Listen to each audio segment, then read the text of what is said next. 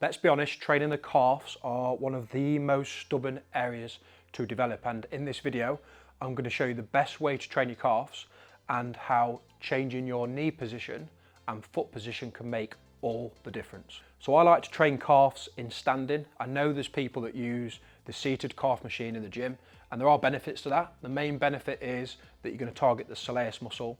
The disadvantage is that you can't hit the gastrocs. So the benefit of standing is with just a small tweak to knee position, you can hit both the soleus and the gastroc. So I always do mine in standing. Now the first thing you're going to want to think about is a little bit of a raise. So I use good old-fashioned plates to put my ankle in a little bit more what we call dorsiflexion, which puts the calf on a stretch, increases the range of movement, and really helps to stimulate the calf. I use plates, some people use a ramp, others use just a bit of wood, so anything that will lift the forefoot up. And then the other thing you need to be thinking about is training on double leg versus single leg.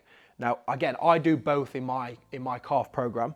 The benefit of doing double leg is that you're a little bit more stable. So if you're trying to calf raise with a little bit more load, you're probably better doing it on double leg because you're more stable. But likewise, the single leg has its benefits because you can really isolate that one calf, and a mixture of the two is best really. So I'm going to demonstrate a stiff leg or stiff knee double leg calf raise first. So you want your forefoot on the ramp, heels on the floor, and then your feet want to be about shoulder width apart. You're going to lean your hips forward, and what that's going to do is it's going to put more of a stretch on the calf. So hips forward, I've got my hands on the bar just for balance. So I'm not taking any of my body weight through the bar, it's just for balance. And then from there, we're going to push through the big toe to engage the calf, and we're going to go up into a calf raise. 2.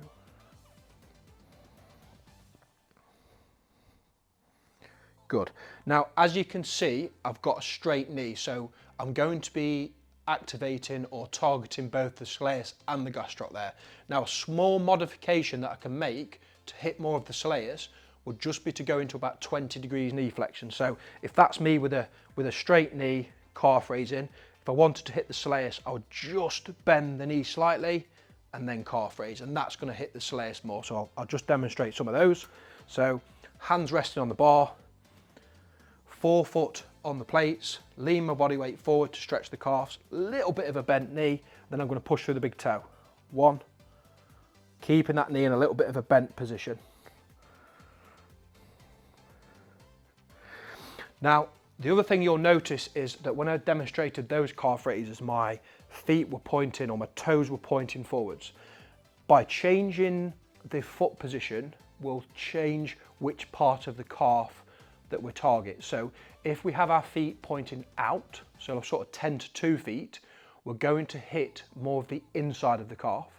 And if we turn our feet in, we're going to hit more of the outside of the calf. So again, when you're training your calves, you're going to be thinking about knee position, and that's going to isolate the soleus versus the gastroc.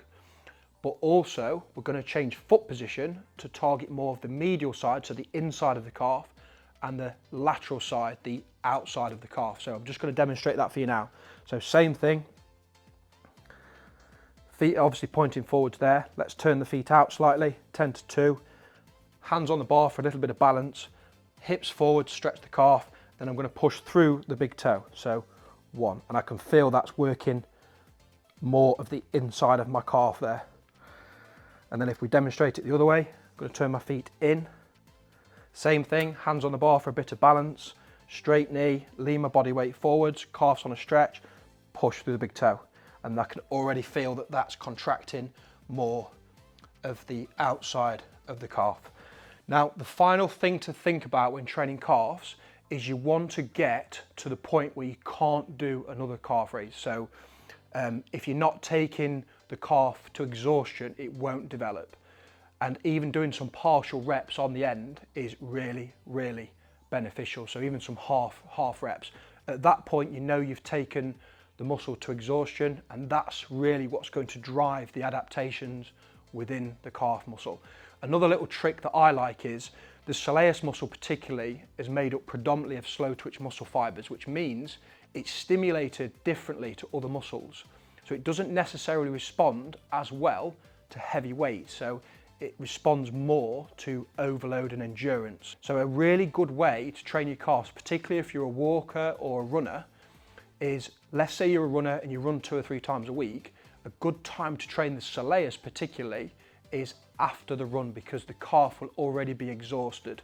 And at that point of introducing calf raises, you can really take the calf to the point of exhaustion, which will drive adaptations. Now, of course, like with any exercise, if you're unsure, consult a medical professional first, and there should be no pain during. And if you are getting any pain, do speak to your GP, your doctor, or a physiotherapist. So to summarise, training the calves, you want to be thinking about double leg versus single leg.